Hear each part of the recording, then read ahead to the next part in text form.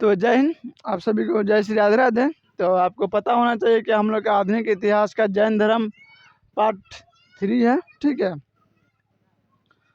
तो चलिए हम लोग बिना देरी की करते हुए हम लोग क्लास को स्टार्ट करते हैं, ठीक है। और आज हम लोग जो कि जैन धर्म का ख़त्म भी कर देंगे, आज यानी पूरा चैप्टर को क्लोज कर देंगे, बस हमारा है। तो आपको हम इससे पहले हम लोग जैन धर्म के बारे में बता दें कि अस्थूल बाहु भद्र जो थे, भद्र बाहु तो कहाँ गए थे?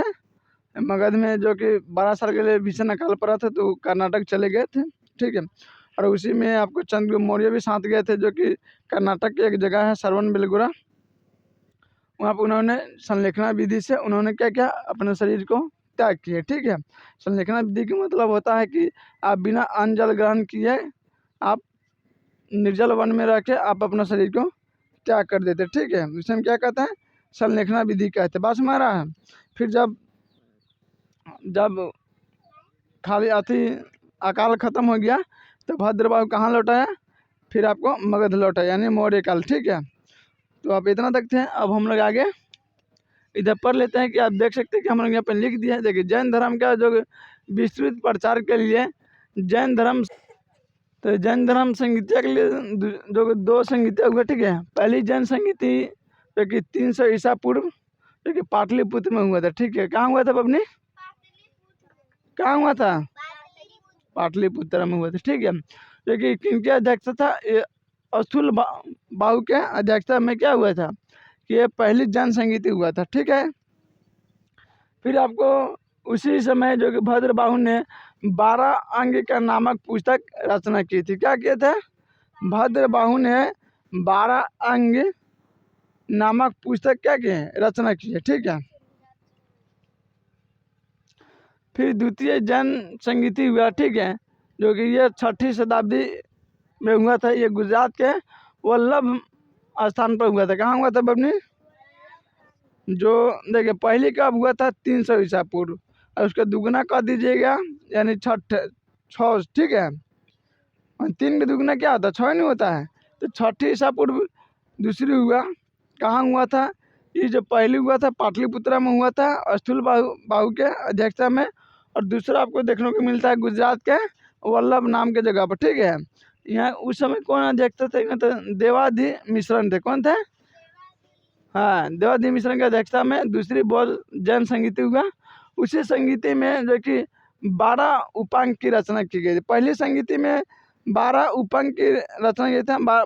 12 अंक, क्या 12 अंक की रचना की गई थी पहली संगीति में।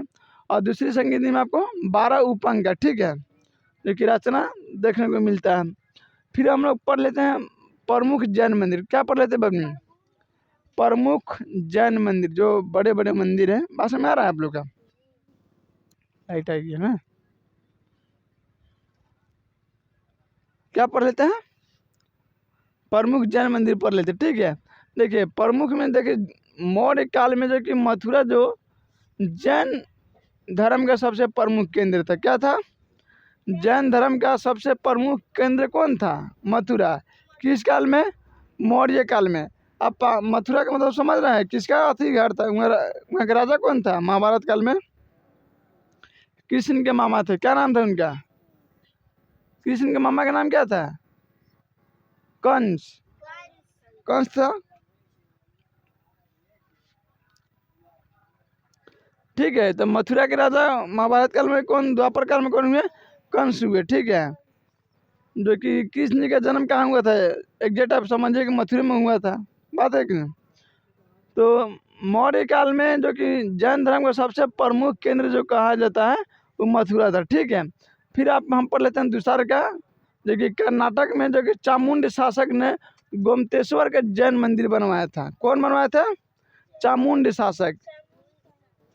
अच्छा, तुम्हारा आंखवा टेढ़ है क्या? हाँ, ताकता है तो एक आंखवा बुझाता है कि इधर ताक रहे, एक आंखवा इधर ताक रहा है।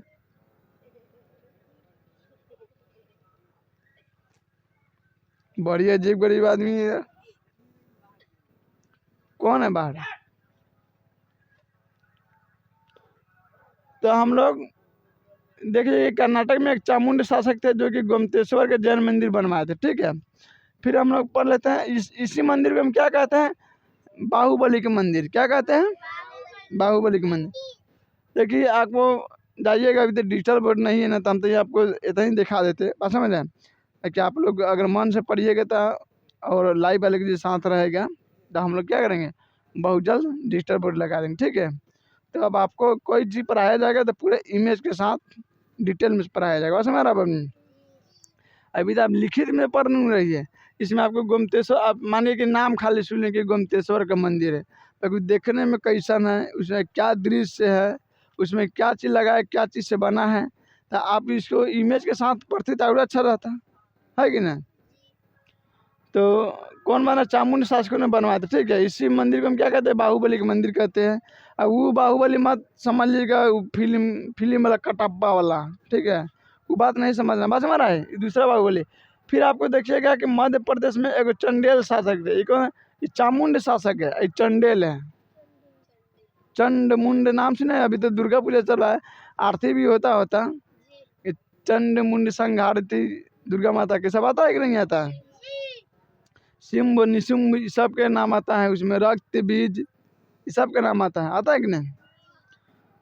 तो मध्य प्रदेश के जो एक चंडेल शासक थे जिन्होंने खजुराहो का जैन मंदिर बनवाया था, क्या बनवाया था, खजुराहो का जैन मंदिर। कौन, चंडेल शासक थे, ठीक है। और यहाँ के चामुंड शासक थे कर्नाटक के, जो गोमतेश्वर के जैन मंदिर बनवाए। फिर हम लोग, आप यहाँ नोट करके लिखिएगा, महत्वपूर्ण क्लास है, ठीक है, जो कि यहाँ विषय से बच गया है यहाँ से। खजुराहो में जो कि हिंदू मंदिर और जैन मंदिर दोनों पवित्र स्थल माने जाते हैं। क्या माने जाते हैं, हिंदू मंदिर और जैन मंदिर दोनों पवित्र स्थल है कि नहीं, माने जाते हैं। जबकि अजंता के जो बौद्ध, जैन और हिंदू तीनों मंदिर क्या पवित्र है। आप खजुराहो में देखिए, अजंता में देखिए, एलोरा के देखिए। जब हम आर्ट एंड कल्चर पढ़ेंगे, चिन्ह यानी भारतीय कला और अथी के पढ़े, कौन लड़का रे, अच्छा तो दे दीजिए ना उसका, ठीक है। तो उस सब लोग हम लोग विस्तार से बात करेंगे, ठीक है। तो अभी आप देख लीजिए कि जो आप दिखाई दे रहा है, अजंता का बौद्ध, जैन और हिंदू मंदिर तीनों क्या है, पवित्र स्थल, ठीक है। फिर आपको देखने को मिलता है राजस्थान में एक माउंट आबू की पहाड़ी, क्या है, कहाँ पड़ता है, राजस्थान में पड़ता है माउंट आबू की पहाड़ी, ठीक है। माउंट एवरेस्ट में समझ लें, माउंट एवरेस्ट कहाँ है, नेपाल में, कहाँ है बबनी, नेपाल में है। और माउंट आबू की पहाड़ी कहाँ है, राजस्थान में पड़ेगा, ठीक है। अगर आबू धाबू अलग पड़ता, कहाँ है, देश है जहाँ, दुबई आप जानते हैं, बस हमारा है। तो इस सब नाम से लेके आप लोग अलग अलग मत भटक जाइएगा। तो आपको हम बता इसीलिए लिख दिया कि राजस्थान में एक माउंट आबू की पहाड़ी है, ठीक है, जिस पर दिलवारा का जैन मंदिर बसा हुआ, क्या है, दिलवारा का जैन मंदिर, ठीक है, जो कि बिमल शाह ने बनवाया था। कौन बनवाया था, बिमल शाह के बाद जो समाप्त हुए उनका जो उत्तराधिकारी था वस्तुपाल एवं तेजपाल ने बनवाया था, ठीक है। दिलवारा का मंदिर वस्तुपाल एवं तेजपाल ने बनवाए थे, बात समझ रहे हैं। किनके बेटे थे, तो बिमल शाह के थे।